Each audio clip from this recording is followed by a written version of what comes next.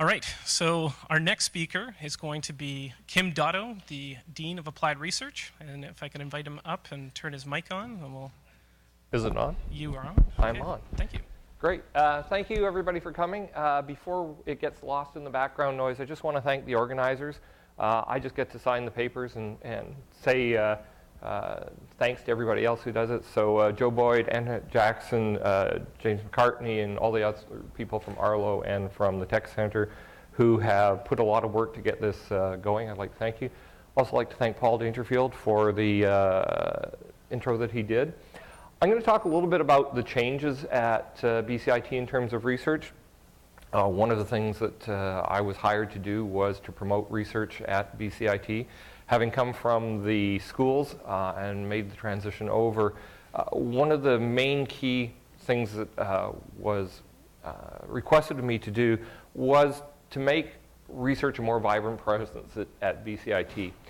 We've had a lot of changes in the last 2 years or the last 3 years with the creation of the Institute Research Funds, with new opportunities going forward for faculty members to be involved. But as Paul said, we've been doing research at BCIT for 25 years now. And it comes in a whole lot of forms. Not everybody knows about all the research we do. We talk a lot about the hands-on experience, the experiential learning that we do with students. But what we're really talking about is research. When Paul said we're doing a couple of hundred research projects a year with students, it's actually probably closer to a couple of thousand research projects a year with students. We go to Polytechnics Canada and we talk to their, the various research groups at the other institutions, and they talk about doing 50 projects here or 100 projects there in terms of capstone projects or industry-sponsored student projects or whatever you want to call them. We do thousands of them. Every student who comes out of BCIT goes through at least one, if not two, possibly 3 or 4 industry-sponsored projects or capstone projects by the time they come out. Some of those are done directly with faculty, some are done with industry, some are done in coordination with the Technology Center, but it's all research or product development or refinement or enhancing the state of practice or all of that sort of stuff. So besides the official research we do, that a lot of which is getting mentioned here, we do a lot of research, and as Paul said, it is absolutely core to our teaching. It's absolutely core to who we are as BCIT. The one thing we don't get for it is a whole lot of recognition, and that's one of the things that I'm here to change, and that's been one of my goals. So hopefully that's standing up.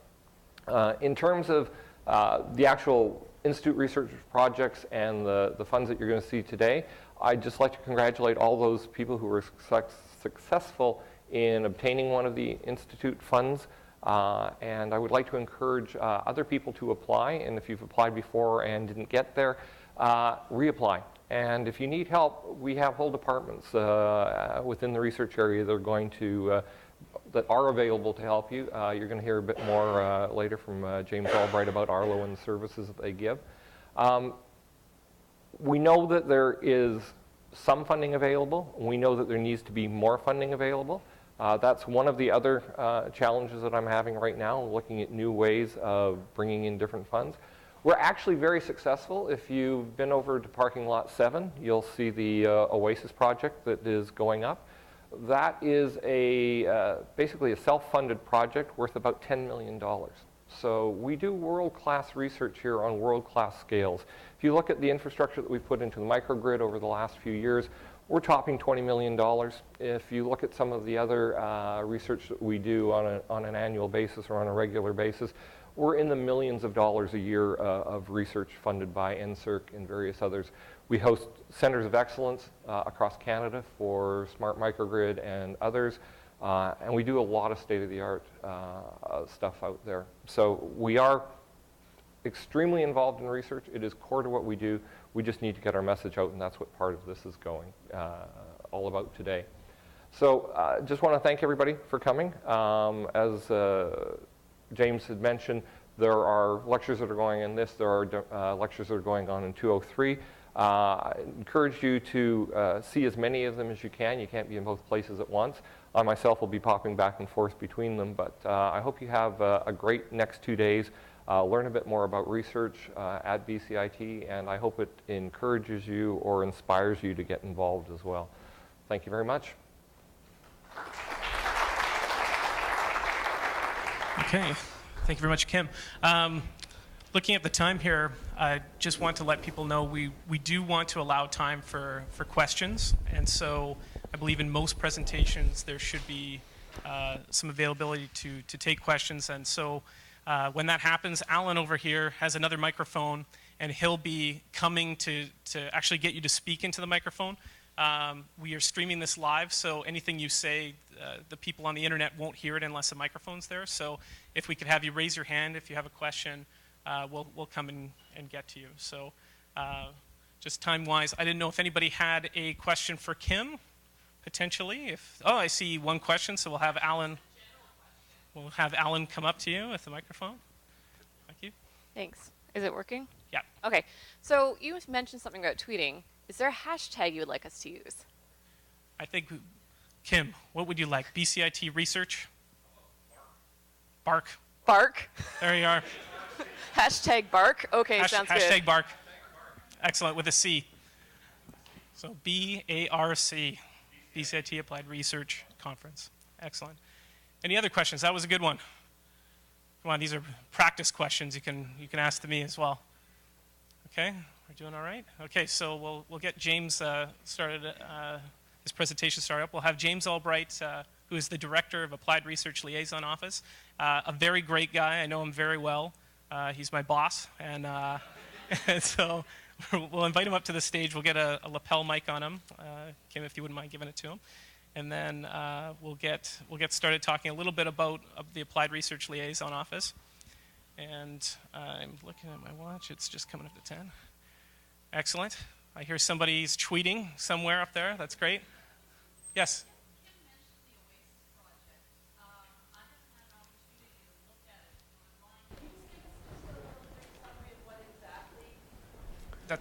That's a great question. So the question was, could we talk a little bit more about the the OASIS project? And I'll give the mic to Kim. Thanks. Sure. You can find out more about it today, and you will probably hear more about it when GATE presents at their session today. But basically, the OASIS project is a funded project on a demonstration electrical vehicle charging system. So it's a combination of photovoltaic generation, so that's what we're actually building out in Lot 7 right now, is a giant set of solar cells to collect about 250 kilowatts of energy on an ongoing basis, tied in with a 500 kilowatt storage system of lithium batteries and 3 high voltage or high level electric vehicle charging stations. So it's a demonstration project with a number of partners, both industrial and government. We have BC Hydro as a partner, Schneider Electric, Siemens Electric, and Panasonic, as well as other government funders involved. Total cost of the project is about $10 million, cash and in kind, and it's all external money. There's no money coming from BCIT. As a matter of fact, part of the project costs go to cover salaries for the researchers in the area. The life of the project is 5 years nominally, but it will last longer. The installation itself is probably good for 20 or 30 years, but it's all part of the microgrid system on campus. So we have a number of different generation systems. We have the photovoltaics that will be going with the OASIS project. We have a cogeneration facility in partnership with the School of Energy and the Sears Center. We also have a number of other photovoltaic systems on top of SW1 and on the AFresh home, as well as a wind generation system, as well as a number of electric vehicle charging stations around campus. So you can see them on the side of the AFresh home. You can see them on the side of, there's one by Cary. And it's all tied in with the living lab concept that we have here at BCIT. I don't want to steal Gates' thunder because they're probably going to go talk about this themselves. But basically, BCIT is a micro city. We have every kind of electrical load or power load that you would see in a major city. We have office buildings, we have food services, we have trade, so we have heavy industry, we have machinery, welding, which are all heavy loads. We have student residences, so we have residential. So if you look at BCIT, it is basically a small city. It's a perfect place for a living lab in order for utilities like BC Hydro or companies like Siemens Electric to test out stuff before they get it into the real world. because we have the ability to control the usage. We also have the ability to monitor the usage. So if you look at BCIT, we have about 20, maybe $25 million worth of equipment between the SEER Center, probably even more if you include the new Oasis once it's finished, in terms of monitoring power generation and some state-of-the-art software control centers that are created by GATE in terms of energy management systems. So it's a research project, but a lot of that, again, the SEER Center is right in the middle of the School of Energy's teaching domain. So it's a multifaceted project that goes with the sustainability, it goes with our carbon credits, it goes with our power consumption, it goes with our utilities. It's an all-in-one integrated project that goes right to the heart of what we do at BCIT. It involves pretty much everybody on campus in every area.